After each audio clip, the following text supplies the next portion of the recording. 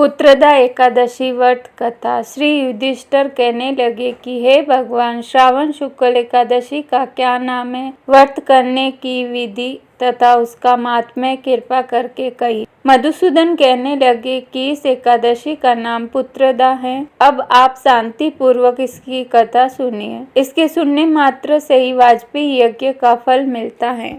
द्वापर युग के आरंभ में महिष्मति नामक की एक नगरी थी, जिसमें महिजीत नाम का राजा राज्य करता था। लेकिन पुत्रहीन होने के कारण राजा को राज्य सुखदायक नहीं लगता था। उसका मानना था कि जिसके संतान न हो उसके लिए यह लोक और परलोक दोनों ही दुखदायक होते हैं। पुत्र सुख की प्राप्ति के लिए राजा ने अनेक उपाय किए, परंतु राजा को पुत्र की प्राप्ति नहीं हुई। वृद्धावस्था आती देखकर राजा ने प्रजा के प्रतिनिधियों को बुलाया और कहा, हे प्रजाजनों, मेरे खजाने में अन्याय से उपार्जन किया हुआ धन नहीं है। न मैंने कभी देवताओं तथा ब्राह्मणों का धन छीना है। किसी दूसरे की धरोहर भी मैंने नहीं ली। प्रजा को पुत्र के समान पालता रहा। मैं अपराधियों को पुत्र तथा बांधवों की तरह दंड देता रहा। कभी किसी से घृणा नहीं की, सबको समान माना है।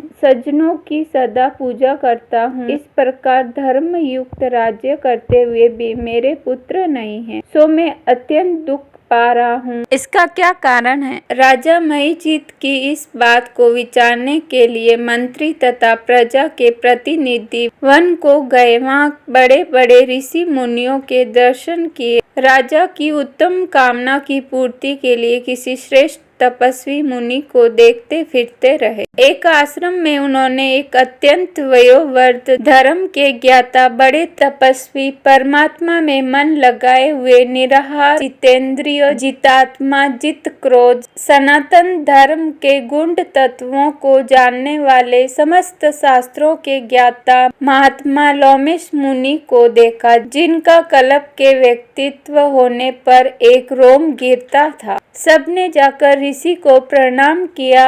उन लोगों को देखकर मुनि ने पूछा कि आप लोग किस कारण से आए हैं? निसंदेह मैं आप लोगों का हित करूंगा।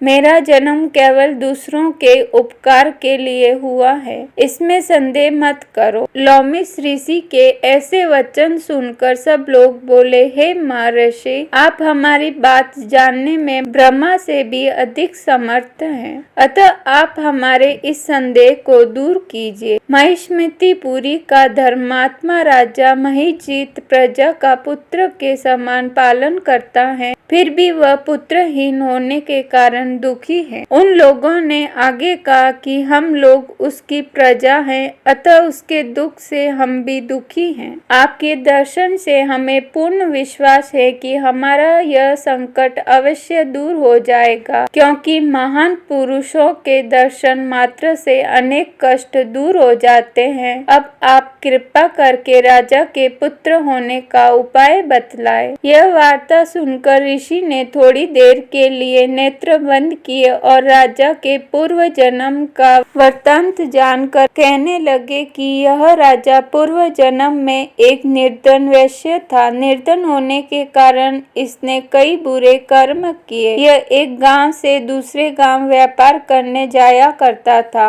एक समय ज्येष्ठ मास के शुक्ल पक्ष की द्वादशी के दिन मध्याह्न के समय वह 2 दिन से भूखा प्यासा था। एक जलाशय पर जल पीने गया। उसी स्थान पर एक तत्काल की ब्याही हुई प्यासी गौ जल पी रही थी। राजा ने उस प्यासी गाय को जल पीते हुए हटा दिया और स्वयं जल पीने लगा। इसीलिए राजा को यह दुख सहना पड़ा। एकादशी के दिन भूखा रहने से वह राजा हुआ और प्यासी गौ को जल पीते हुए हटाने के कारण पुत्र वियोग का दुख सहना पड़ रहा है। ऐसा सुनकर सब लोग कहने लगे कि हे ऋषि, शास्त्रों में पापों का प्रायश्चित भी लिखा है, अतः जिस प्रकार राजा का यह पाप नष्ट हो जाए, आप ऐसा उपाय बतलाए। लोमेश मुनि कहने लगे कि श्रावण शुक्ल पक्ष की एकादशी को, जिसे पुत्रदा एकादशी भी कहते हैं, तुम सब लोग व्रत करो और रात्रि को जागरण करो तो इससे राजा का यह पूर्व जन्म का पाप अवश्य नष्ट हो जाएगा। साथ ही राजा को पुत्र की अवश्य प्राप्ति होगी। लोमिस ऋषि के